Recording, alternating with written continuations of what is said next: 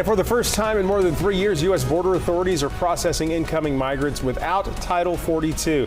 That pandemic-era policy allowing border agents to expel migrants quickly expired at 9 o'clock last night. Thousands of migrants are in U.S.-Mexico border towns right now wanting to be processed.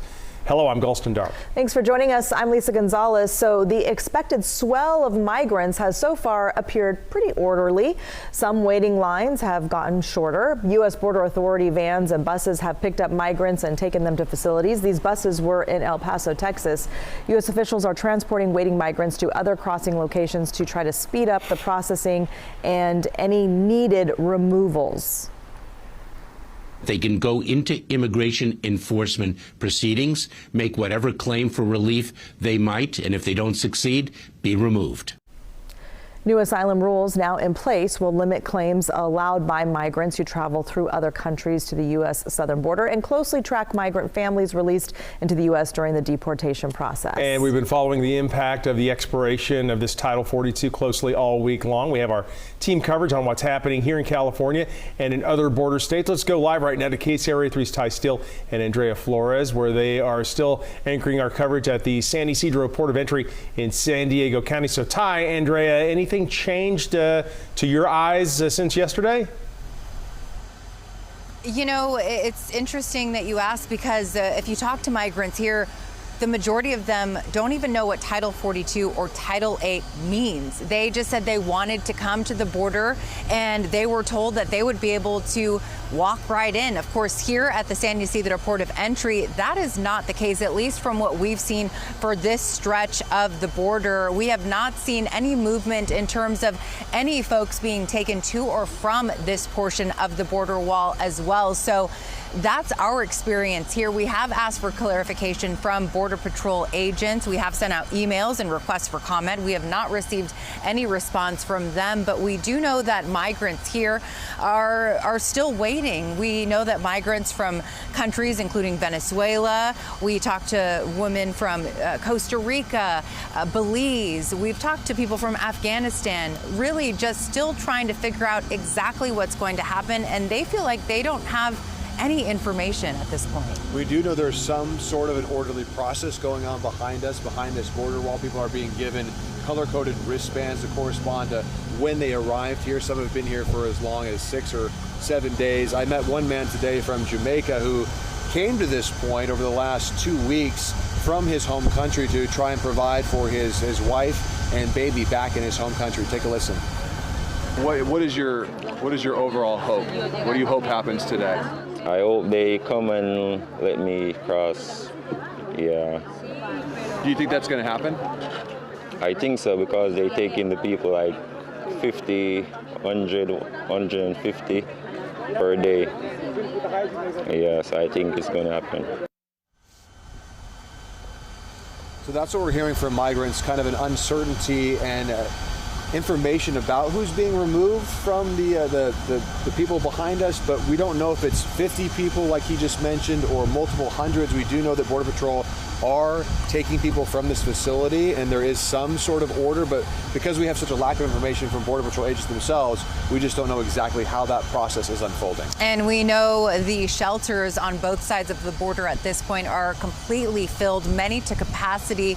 I've been keeping in touch with shelters over the last few months and they've been at capacity. Some say that their numbers have tripled over the last few months. And that was before Title 42 was lifted. So you can imagine the need that they're going to see over the next days, weeks, and probably even months. And that's not just here in California, that's across other states as well, including in Texas, where we're seeing a significant need for resources in El Paso. We want to send you to coverage now from Julian Patas, who tells us more about how organizations there are preparing.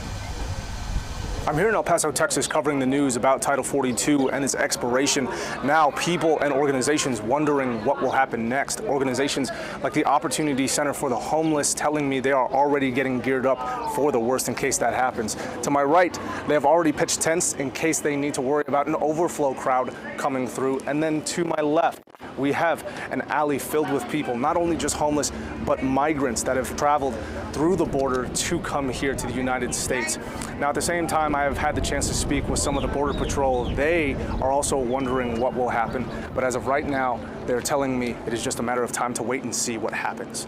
In El Paso, Texas, Julian Paras reporting.